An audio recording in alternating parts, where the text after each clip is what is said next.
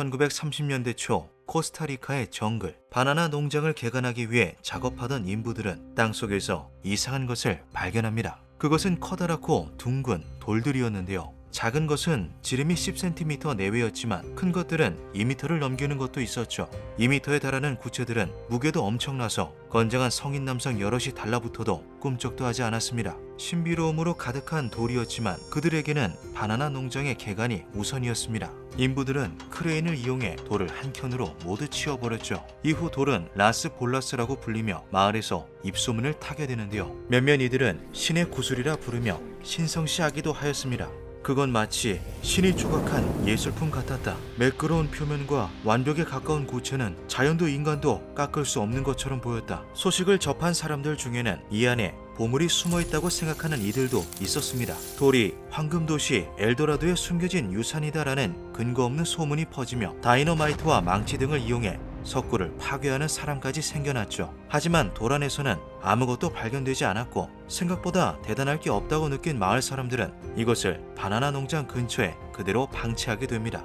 10여 년이 지난 1943년 평소 고고학에 깊은 관심을 가지고 있던 도리스 제무라 스톤은 고고학 저널 아메리칸 안티퀴티를 살펴보다 코스타리카 삼각주에서 발견된 돌무더기에 대한 기사를 접하게 됩니다. 이에 흥미를 느낀 그녀는 고고학자였던 사무엘 커클랜드 로트롭과 함께 연구를 진행하기로 하죠. 이들은 돌의 역사를 밝히는 것이 우선이라 생각하여 석구의 연대부터 측정해보기로 하였습니다. 하지만 그 과정에서 문제가 발생하는데요. 당시의 기술로는 암석의 생성 연대를 측정하는 것은 가능했지만 이것이 정확히 언제쯤 조각되어 이러한 모습을 갖추게 된 건지는 파악하기 어려웠던 것이죠. 이에 그들은 돌이 발견된 지역에 존재했던 옛 문명을 탐색해보기로 합니다. 해당 시기의 문화와 유물에 대해 조사하면 자연스레 돌의 기원과 비밀에 대해서도 알아낼 수 있을 거라 여긴 건데요. 연구 결과 700년부터 1530년까지 번영한 디키즈 문명이 강력한 후보로 떠오르게 됩니다. 디키즈 문명은 뛰어난 세공 기술을 가진 것으로도 유명했죠. 다른 학자들도 이에 동의하며 돌의 주인이 옛 디키즈인들이라는 것에 의견을 더했습니다. 하지만 높은 세공 기술을 가졌다는 근거만으로는 석구가 디키즈 문명의 잔재라고 확정짓기에 무리가 있었습니다. 도리스와 로트롭은 디키즈 문명 속에서 석구와 관련된 흔적을 찾아보려고 하였지만 침략과 전쟁으로 인해 많은 부분이 소실되어 세부적인 기록은 확인할 수가 없었죠. 남아있는 비문과 유물에서도 돌과 직접적인 연관이 있는 것으로 보이는 흔적은 찾아볼 수 없었습니다.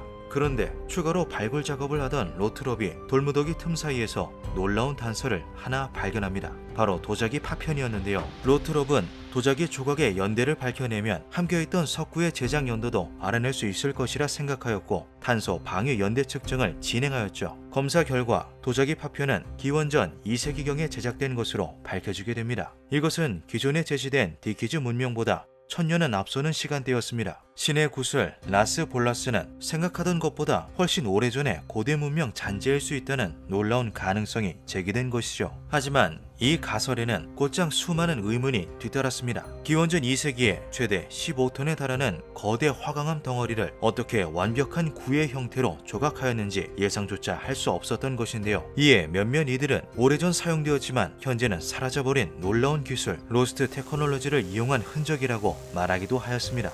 일각에서는 이를 근거로 석구가 초고대 문명의 흔적이라고 주장하기도 했는데요. 해결할 수 없는 구체의 신비는 인류가 아직 밝혀내지 못한 역사에서부터 출발했을 수 있다는 것이었죠. 연대에 대한 조사가 명확한 방향으로 흘러가지 않자 연구팀은 이를 잠시 뒤로하고 돌의 용도를 파악하는 것으로 방향을 틀기로 합니다. 용도에 대해서도 굉장히 다양한 가설이 등장하였는데요. 동그란 모양으로 봤을 때 바퀴의 역할로 사용되었을 것이다. 이것은 일종의 토템으로 소원의 간절함과 정성에 따라 그 크기가 다른 것이다. 석구는 옛 문명에서 사용된 전쟁 무기로 포탄의 역할을 했을 것이다. 하지만 모든 가설들은 어디까지나 추측일 뿐 이를 뒷받침할 근거는 따로 발견되지 않았습니다. 실마리를 찾기 위해 연구를 거듭하던 도리스와 로트롭은 한 가지 놀라운 가설을 하나 더 제기하게 됩니다. 라스 볼라스는 밤하늘의 별과 행성을 나타낸 것입니다. 별들의 나열, 행성의 움직임을 관찰한 고대인들이 자신들의 방법으로 지상에 천문도를 그려놓은 것이죠. 로트롭은 새로 발견되는 석구의 위치를 표시하자 일정한 규칙성이 발견되었다고 주장합니다. 주장하였습니다. 석구들이 줄지어 있거나 둥글게 모여 있는 등 다양한 모양을 이루고 있는 형태로 땅속에 묻혀 있었던 것인데요. 이 특이한 배치는 당시 별자리나 행성의 위치와 상당한 유사점을 보이는 것으로 밝혀졌죠. 태양과 달의 움직임, 별자리의 모습을 돌의 배치로 나타내고 지구가 돌며 이들의 위치가 바뀔 때마다 석구를 돌려서 천문도 역시 변경했다는 것이었습니다. 몇몇 신비주의자들은 돌의 크기가 제각각인 것은